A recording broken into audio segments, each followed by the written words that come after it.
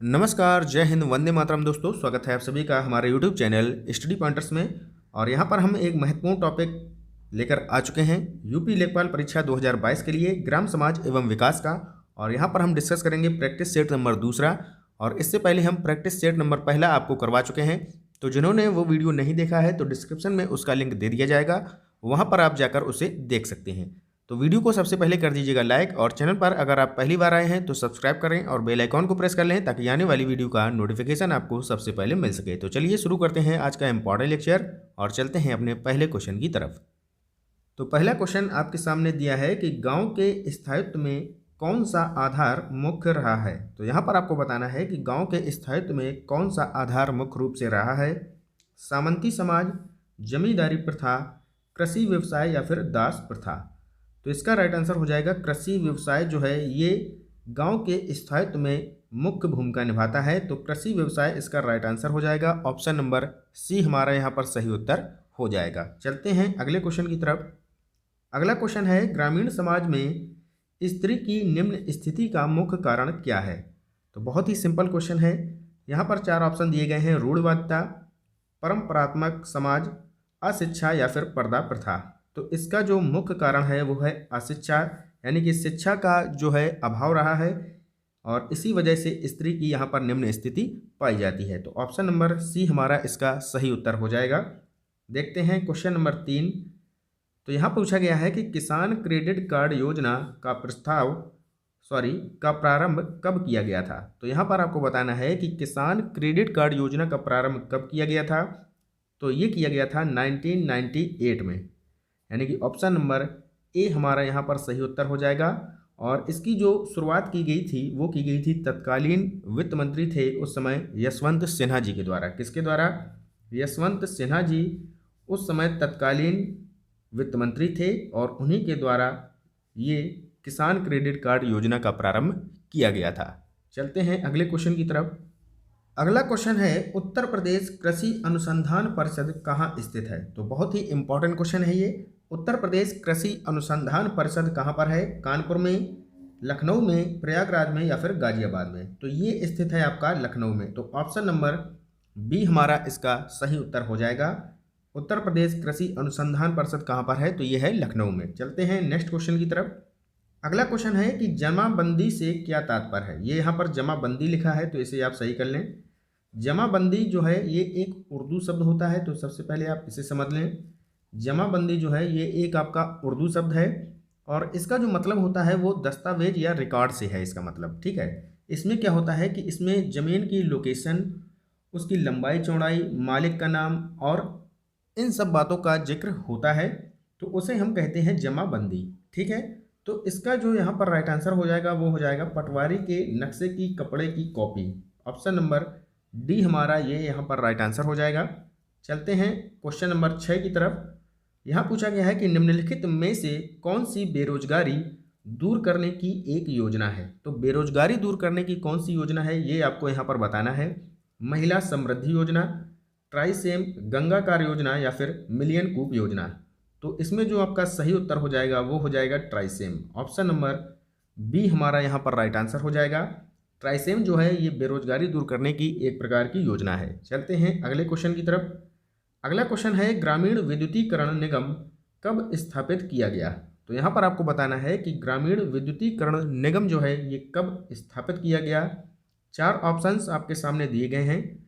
तो ये स्थापित किया गया था 1969 में, यानी कि वर्ष 1969 में। तो ऑप्शन नंबर ए हमारा यहाँ पर राइट आंसर हो जाएगा। 1969 में ग्रामीण विद्युतीकरण निगम की स्थापना की गई थी। चलते हैं अगले क्वेश्चन की तरफ।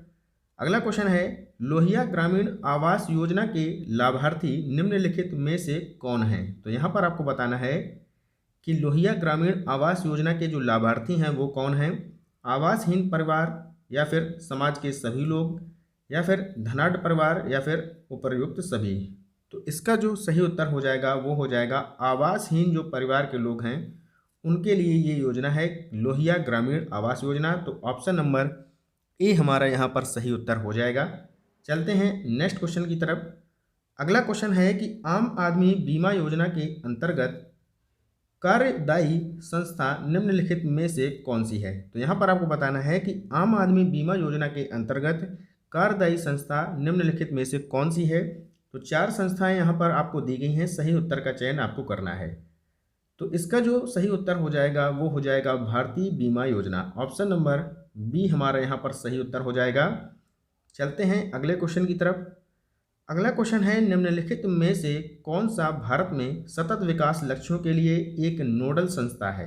तो यहाँ पर आपको बताना है कि सतत विकास लक्ष्यों के लिए कौन सी एक यहाँ पर नोडल संस्था है। 4 यहाँ पर संस्थाएं दी गई हैं, लोक आयोग, नीति आयोग, वित्त आयोग या फिर विनिवेश आयोग। तो यहाँ पर जो आपका सही उत्तर हो जाएगा वो हो जाएगा नीति आयोग। तो ऑप्शन नंबर बी हमारा यहाँ पर राइट आंसर हो जाएगा। और अगर बात करें नीति आयोग की, तो इसकी स्थापना योजना आयोग के स्थान पर की गई है। और इसकी स्थापना कब की गई थी? तो ये की गई थी 1 जनवरी 2015 को। कब की गई थी ये भी क्वेश्चन आपसे पूछा जाता है। तो नीति आयोग की स्थापना 1 जनवरी 2015 को की गई थी। और इसके जो अध्यक्ष होते हैं वो होते हैं प्रधानमंत्री, ये भी आपको पता होना चाहिए। इसके जो अध्यक्ष होते हैं नीति आयोग के वो प्रधानमंत्री होते हैं। और वर्तमान में जो इसके सीईओ हैं, कौन? वर्तमान में जो इसके सीईओ हैं ये भी आपको पता होना चाहिए। तो सीईओ वर्तमान में है इसके अमिताभ कांत। कौन है? अमिताभ कांत इसके वर्तमान में सीईओ हैं। ये भी क्वेश्चन आपसे पूछा जा सकता है, इम्पॉर्टेंट है, इसलिए हमने आपको यहाँ पर बता दिया है। चलते हैं नेक्स्ट क्वेश्चन की तरफ। अगला क्वेश्चन है नेशनल प्लानिंग कमेटी। तो नेशनल प्लानिंग कमेटी का गठन किसने किया था ये आपको बताना है। जवाहरलाल नेहरू, सुभाष चंद्र बोस, लाल बहादुर शास्त्री, दादा भाई नौरोजी। तो अगर बात करें नेशनल प्लानिंग कमेटी की, तो इसकी जो स्थापना है, इसका जो गठन है ये किया गया था सुभाष चंद्र बोस जी के द्वारा। और ये किया गया था 1938 में। कब किया गया था? 1938 में सुभाष चंद्र बोस जी के द्वारा नेशनल प्लानिंग कमेटी का गठन किया गया था। और इसके जो अध्यक्ष बनाए गए थे वो बनाए गए थे जवाहरलाल नेहरू, यानी कि अध्यक्ष बनाए गए थे जवाहरलाल नेहरू और गठन किया था सुभाष चंद्र बोस ने 1938 में। और एक क्वेश्चन आपको यहाँ पर और याद रखना है कि 23 जनवरी को सुभाष चंद्र बोस की जयंती पर पराक्रम दिवस मनाया जाता है। और ये मनाया गया है अभी आपका 125वीं जयंती पर 2021 में। कब मनाया गया? 23 जनवरी को। तो ये आप याद रखिएगा, पराक्रम दिवस जो है ये भी आपका सुभाष चंद्र बोस की जयंती पर मनाया जाता है। और कब मनाया जाता है? तो ये मनाया जाता है 23 जनवरी को। तो इम्पॉर्टेंट क्वेश्चन है, ये भी आपसे पूछा जा सकता है। चलते हैं अगले क्वेश्चन की तरफ। अगला क्वेश्चन है, पायलट सर्वेक्षण के बारे में कौन सा कथन सही है? तो यहाँ पर आपको बताना है कि पायलट सर्वेक्षण के बारे में कौन सा कथन सही है। पहला ऑप्शन है, यह सर्वेक्षण का लघु एवं पूर्ण प्रदर्शन है। बिल्कुल सही है। दूसरा दिया है, इससे प्राप्त जानकारी से प्राक कल्पनाओं का निर्माण संभव है। तो ये भी सही है। तीसरा दिया है, सर्वेक्षण की संपूर्ण कार्य प्रणाली एवं अंगों के बारे में जानकारी मिलती है। तो ये भी सही है। यानी कि इसका जो राइट आंसर हो जाएगा वो हो जाएगा ऑप्शन नंबर डी, उपर्युक्त सभी। तो ऑप्शन नंबर डी हमारा इसका सही उत्तर हो जाएगा। चलते हैं अगले क्वेश्चन की तरफ। अगला क्वेश्चन है, प्राक कल्पना के बारे में कौन सा कथन असत्य है? तो यहाँ पर असत्य कथन आपको बताना है प्राक कल्पना के बारे में। तो पहला ऑप्शन है, ये अनुमानित निष्कर्ष होती है। तो सही है ये। दूसरा दिया है, ये प्रस्थापना है जिसका अनुभव के आधार पर परीक्षण किया जा सकता है। बिल्कुल सही है। तीसरा दिया है यहाँ पर कि यह 2 अथवा अधिक चरों के मध्य संबंधों का पूर्वानुमान बताती है। ये भी सही है। और यहाँ पर अगला ऑप्शन है, वैज्ञानिक अध्ययन में प्राक कल्पनाओं को सिद्ध करना अनिवार्य है। तो ये जो है गलत ऑप्शन यहाँ पर है, अनिवार्य यहाँ पर नहीं होता है। तो हमारा यहाँ पर जो असत्य कथन हो जाएगा वो हो जाएगा ऑप्शन नंबर डी, ये हमारा यहाँ पर राइट आंसर हो जाएगा। चलते हैं अगले क्वेश्चन की तरफ। अगला क्वेश्चन है, उत्तर प्रदेश में किसान रथ योजना शुरू की गई। तो ये आपको बताना है कि किसान रथ योजना ये कब प्रारंभ की गई थी। मोस्ट इंपॉर्टेंट क्वेश्चन है, आपको याद रखना है। तो अगर बात करें किसान रथ योजना की, तो इसकी जो है शुरुआत की गई थी 2010-11 में। तो 2010-2011 ऑप्शन नंबर बी हमारा यहाँ पर सही उत्तर हो जाएगा। चलते हैं नेक्स्ट क्वेश्चन की तरफ। अगला क्वेश्चन है कि भारत में पंचायती राज व्यवस्था का स्वरूप है। तो बहुत ही इंपॉर्टेंट क्वेश्चन है, इस पर आप मार्क कर लीजिएगा। Very very most important question है ये आपके लिए, और कई बार ये रिपीट हो चुका है। तो भारत में पंचायती राज व्यवस्था का स्वरूप क्या है? तो ये है आपकी त्रिस्तरीय पंचायती राज व्यवस्था। तो ऑप्शन नंबर सी यहाँ पर आपका राइट आंसर हो जाएगा। बहुत ही इंपॉर्टेंट क्वेश्चन है, आप लोग याद रखिएगा इसको। चलते हैं नेक्स्ट क्वेश्चन की तरफ। अगला क्वेश्चन है निम्नलिखित अवधारणाओं पर विचार कीजिए। तो यहाँ पर आपको इसका जो है कालक्रम के अनुसार इसको सीरियल से लगाना है।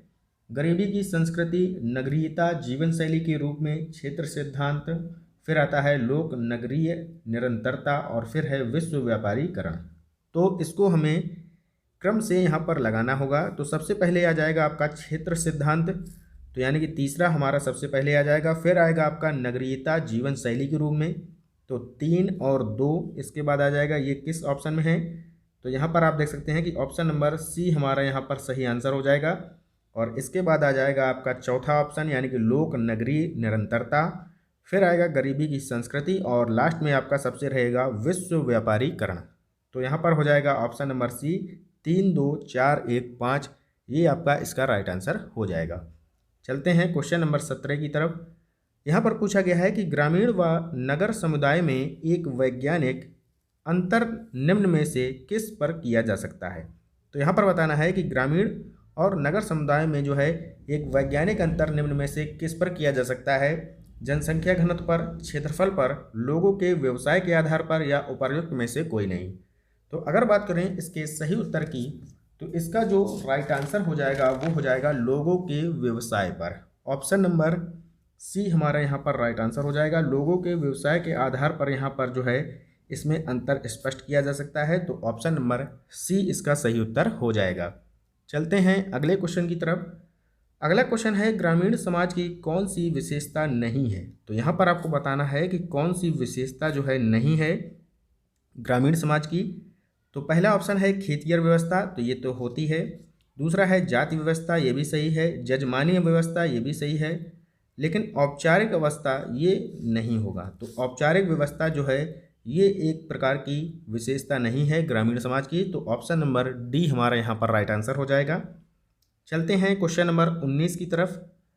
यहाँ पूछा गया है कि निम्नलिखित में से ऐसी विशेषता छांटिए जो संस्कृतिकरण से नहीं है, यानी कि संस्कृतिकरण से संबंधित नहीं है, ऐसी यहाँ पर विशेषता को हमें छांटना है। तो इसका जो सही उत्तर हो जाएगा वो हो जाएगा संस्कृतिकरण केवल हिंदू जातियों तक सीमित है। ये यहाँ पर इसका जो है संस्कृतिकरण से संबंधित नहीं है ये। तो राइट आंसर हो जाएगा ऑप्शन नंबर सी इसका सही उत्तर हो जाएगा। चलते हैं नेक्स्ट क्वेश्चन की तरफ। अगला क्वेश्चन आपके सामने है मध्य भारत में 1 बीघा कितने हेक्टेयर के बराबर होता है। तो यहाँ पर आपको बताना है कि मध्य भारत में 1 बीघा कितने हेक्टेयर के बराबर होता है। तो ये होता है 0.3058 हेक्टेयर, यानी कि 0.3058 हेक्टेयर के बराबर होता है 1 बीघा, कहाँ पर? मध्य भारत में। चलते हैं नेक्स्ट क्वेश्चन की तरफ। अगला क्वेश्चन है कि कीठम झील, यहाँ पर जो है ये है आपका कीठम झील।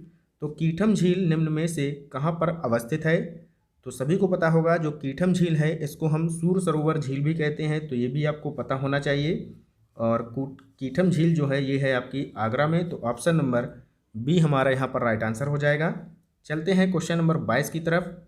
यहाँ पूछा गया है कि जल निकास का मार्ग निर्भर रहता है। तो जल निकास का जो है मार्ग किस पर निर्भर रहता है? मृदा किस्म पर, बिल्कुल सही है। अधो मृदा की किस्म पर, ये भी सही है आपका। जलवायु पर, ये भी सही है। तो उपर्युक्त सभी यहाँ पर राइट आंसर हो जाएगा। इन सब पर जो है निर्भर रहता है जल निकास का मार्ग। चलते हैं क्वेश्चन नंबर 23 की तरफ। यहाँ पूछा गया है कि सबसे अधिक सिंचाई की आवश्यकता निम्नलिखित में से किस फसल में होती है। तो ये होती है धान में। सबसे अधिक पानी की जो है सिंचाई की अवस्था किसमें ज़्यादा होती है? धान में सबसे अधिक पानी की आवश्यकता होती है। तो ऑप्शन नंबर सी हमारे यहाँ पर सही उत्तर हो जाएगा। चलते हैं अगले क्वेश्चन की तरफ। अगला क्वेश्चन है एक चेन लाइन से 45 डिग्री पर एक ऑफसेट करने के लिए व्यवहृत है। तो यहाँ पर आपको बताना है कि इसका राइट आंसर क्या हो जाएगा। तो इसका राइट आंसर हो जाएगा French cross staff. Option number C हमारा यहाँ पर सही उत्तर हो जाएगा।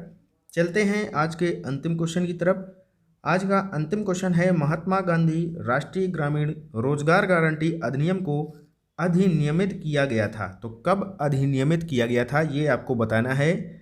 तो ये किया गया था सितंबर 2005 में। तो ऑप्शन नंबर ए हमारा यहाँ पर सही आंसर हो जाएगा। तो ये था आज का इम्पोर्टेंट लेक्चर ग्राम समाज एवं विकास पर। तो वीडियो कैसा लगा जरूर कमेंट बॉक्स में बताएं। मिलते हैं इसके नेक्स्ट पार्ट में, तब तक के लिए पढ़ते रहिए और आगे बढ़ते रहिए। जय हिंद, जय भारत।